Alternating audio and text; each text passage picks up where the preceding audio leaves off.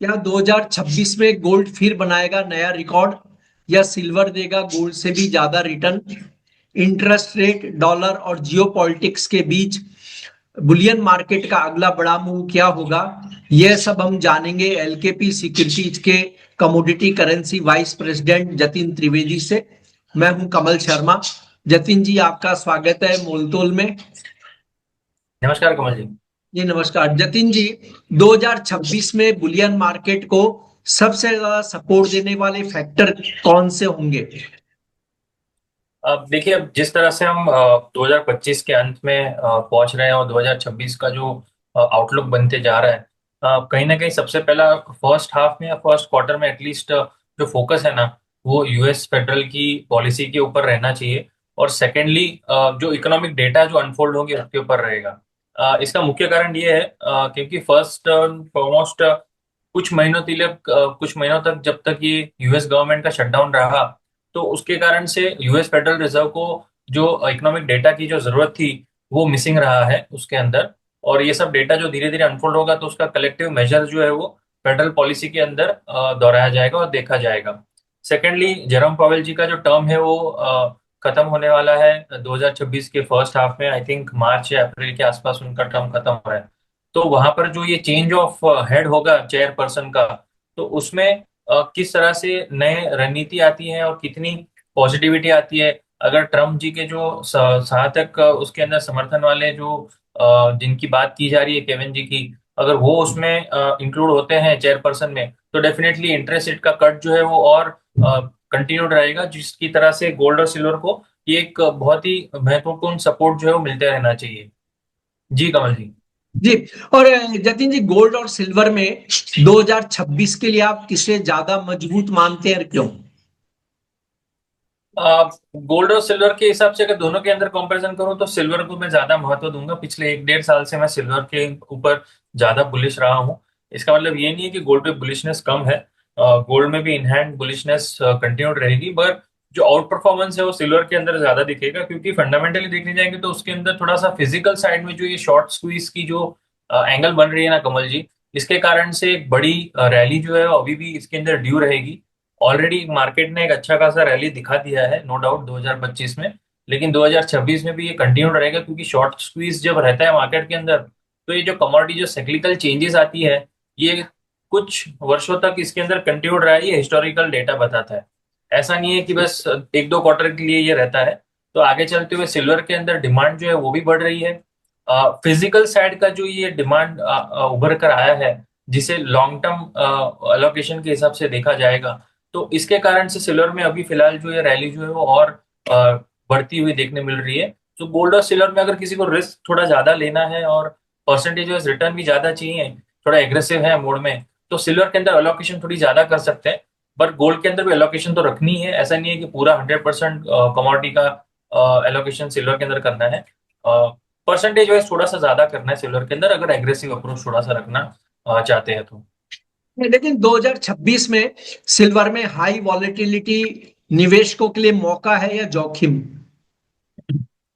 हाँ, अब ये कैसा हो गया कि जो नए निवेशक होंगे उनके लिए थोड़ा सा जोखिम रह सकता है। जिन्होंने ऑलरेडी पिछले एक डेढ़ साल में पार्टिसिपेट किया है तो उनके लिए जोखिम कम हो जाते हैं, क्योंकि इन्होंने ये जो पार्टिसिपेशन किया रहेगा तो उसके अंदर मुनाफा भी बटोरा होगा। तो मुनाफे के अंदर अगर थोड़ा सा और रिस्क लेना तो थोड़ा सा कम जोखिम माना जाएगा, क्योंकि आप ऑलरेडी प्रॉफिट में बैठे हो 2025 और 2024 के जो बुल रन में आपने देखा है उसके कारण से। लेकिन अगर आप एक फ्रेश इन्वेस्टर हो, तो पहला कदम जब लेने की कोशिश कर रहे हो गोल्ड सिल्वर के अंदर और या सिल्वर के अंदर भी, तो कहीं ना कहीं आपका रिस्क जो है वो कहीं ना कहीं थोड़ा सा ज्यादा बन जाता है, क्योंकि आप थोड़ा सा भी लॉस में जाएगा तो आप कहीं ना कहीं नेगेटिव टेरिटरी में आ जाते हो। तो इसके लिए आज से ये दोनों तरीके से पहलू बनते हैं। फर्क यही पड़ जाता है कि आप कौन से कैटेगरी में हो। क्या आप फ्रेश इन्वेस्टर हो सिल्वर गोल्ड के अंदर? इन्वेस्टर का मतलब ये नहीं हो गया कि आपके पास जो ज्वेलरी पड़ी है उसको आप इन्वेस्टमेंट में पकड़ते हो और आप अपने आप को फ्रेश नहीं मानते हो। अगर आपने ज्वेलरी लेके रखी है, वो हर एक हिंदुस्तानी जो है वो अपने जी। अलमारी में रखता है, तो उसको आप अलग पकड़िए। ये जो फिजिकल साइड में जो अलग से लेने का बात हो चल रही है, या कॉन्ट्रैक्ट वाइज आप जो भी करते हैं अगर, तो उसका अलग से पकड़ो। ट्रेडिंग और इन्वेस्टमेंट जो एंगल से देखा जाता है, ठीक है। तो इसमें अगर आप फ्रेश हो, ये जो रुझान चल रही है उसके अंदर, तो आपके लिए रिस्क जो है वो बढ़ जाती है, क्योंकि ऑलरेडी आप 100% गेन के बाद सिल्वर के अंदर एंटर कर रहे हो, 100% गेन के बाद गोल्ड के अंदर एंटर कर रहे हो, जो एक डेढ़ साल में दो गुना हो चुकी हैं। तो यहाँ पे आपके लिए रिस्क तो डेफिनेटली है, ऐसा नहीं बोलूंगा कि रिस्क नहीं है। जी, लेकिन इंटरेस्ट रेट कट और डॉलर इंडेक्स का बुलियन मार्केट पर क्या असर पड़ेगा जतिन जी? देखिए, ब्रॉडर टर्म हिसाब से तो कमल जी बुलिशनेस पकड़ी हुई है। आई थिंक आपकी और मेरी बातचीत होती रहती है इस बारे में कि ब्रॉडर ट्रेंड अभी भी आउटलुक जो है वो चेंज इतना जल्दी तो नहीं होने वाला है, क्योंकि जो भी फंडामेंटली अपडेट्स आती रहती है, हम शोज में भी अपने डिस्कस करते रहते हैं कि जो उल्लेख बन जाता है या उसका जो निवारण आता है, लास्ट में कंक्लूजन यही बनता है कि गोल्ड सिल्वर को सपोर्ट मिलेगा। अब ग्लोबल तनाव की बात कर लें तो गोल्ड सिल्वर को सपोर्ट मिला। ग्लोबल तनाव जो है वो अनसर्टनिटी में चले जाते हैं, तो वहां पे सपोर्ट मिल जाता है। डॉलर इंडेक्स का नीचे आना वो सपोर्ट में काम कर रहा है, इंटरेस्ट रेट का कट होना वो सपोर्ट में काम कर रहा है। हाल फिलहाल जो जापानीज का इंटरेस्ट रेट कट, जापानीज के द्वारा इंटरेस्ट रेट बढ़ाने की जो बात चल रही है, उसके कारण से प्रॉफिट बुकिंग का थोड़ा सा एंगल बनता है, जरूर दिख रहा है। बट कितना लास्टिंग होगा ये कहना थोड़ा डिफिकल्ट है, क्योंकि बाकी सब एंगल अभी भी पॉजिटिव है, स्पेशली यूएस फेडरल रिजर्व के साइड से। तो मैं ये नहीं मान रहा कि कुछ ज्यादा नेगेटिविटी है। जो भी नेगेटिविटी आएंगी वो बाइंग अपॉर्चुनिटी रहेगी, हम ये मान के चल रहे हैं। जी, जतिन जी, हमने देखा कि 2025 में भी सेंट्रल बैंकों ने गोल्ड की खरीद करी है। तो क्या जी, सेंट्रल बैंकों की खरीदारी गोल्ड को 2026 में नई ऊंचाई पे ले जाने में सक्षम होगी या ले जा सकती है? जरूर जरूर होंगी, क्योंकि देखिए, सेंट्रल बैंक मतलब एक बड़ी इंस्टीट्यूशन का काम करती है, और बड़े पॉकेट्स लेकर आती है ये टेबल पर। अब जब तक इनकी जो पॉकेट्स है वो और बनती जाएंगी, अब जैसे कि मार्केट के अंदर लिक्विडिटी जो है वो बहुत ज्यादा जरूरी रहती है। बैंक्स के पास जो कैश है उसके अंदर वो एलोकेशन कर रही है गोल्ड सिल्वर के अंदर। अब कैश पाइल भी और बढ़ते जाएगा, इन्वेस्टमेंट आते जाएगा बैंक्स के पास भी, तो उनके पास जो कैश पाइल बढ़ रहा है तो उनको और भी उसके अंदर एलोकेशन करना जरूरी है गोल्ड सिल्वर के अंदर, क्योंकि उनकी रिस्क बढ़ जाती है अगर सिर्फ कैश पाइल में रखते हैं तो। दूसरा, डॉलर पे डोमिनेंसी डिपेंडेंसी थोड़ी कम है, तो डॉलर में ना डालते हुए डालेंगे कहाँ, तो गोल्ड सिल्वर के अंदर ही पार्क करने की बात चल रही है फिलहाल तो, क्योंकि सिक्लिकल अभी ये चेंज जो है उसको एडजस्ट और अडॉप्ट करना है सभी लोगों को। तो इसके कारण से गोल्ड सिल्वर के अंदर जो लिक्विडिटी और बढ़ने की चांसेस ज्यादा हैं। और जिस तरह से स्टेप्स लिए जाएंगे वेस्टर्न वर्ल्ड में और ईस्टर्न पार्ट्स में, उस एंगल के हिसाब से देखने जाएंगे तो हिकअप्स और ब्रेक स्पीड ब्रेकर्स जो है वो बीच बीच में आएंगे, लेकिन रनवे जो है वो मुझे लग रहा है हाईवे की तरह गाड़ी स्पीड में चलती है, गोल्ड सिल्वर की ऐसी लग रही है।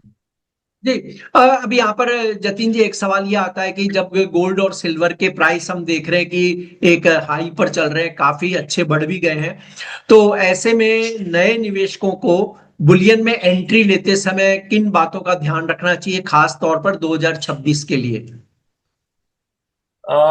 2026 के हिसाब से फेडरल रिजर्व, जैसे मैंने बताया, और इकोनॉमिक डेटा मैंने बताया कि खास करके इस पे ध्यान देना है। और बाकी का अगर कुछ नया आ जाता है टेबल पे तो अलग बात है, क्योंकि कुछ भी चीज जब नया आती है मार्केट के अंदर तो उसका रिएक्शन गोल्ड और सिल्वर के लिए बाय डिफॉल्ट जो है कहीं ना कहीं पॉजिटिव साइड के संकेत रहते हैं। अभी फिलहाल फोकस जो इन्वेस्टर्स को रखना है वो यूएस फेडरल की पॉलिसीज के ऊपर रखना है, आरबीआई की पॉलिसीज पे है, और इंडिया यूएस की ट्रेड डील्स किस तरह से एंगल और रुख लेती है उसके ऊपर सबकी निगाहें टिकी हुई हैं, क्योंकि 2025 तो पूरा ऐसे ही गया है जहां पर डिबेट चलेंगे, बातचीत चलेंगी। अब हाल ही का अपडेट ये भी है कि नेगोशिएटर्स के बीच में बातचीत हो चुकी है, मिनिस्ट्रियल लेवल पे अब ये बातचीत बढ़ेगी।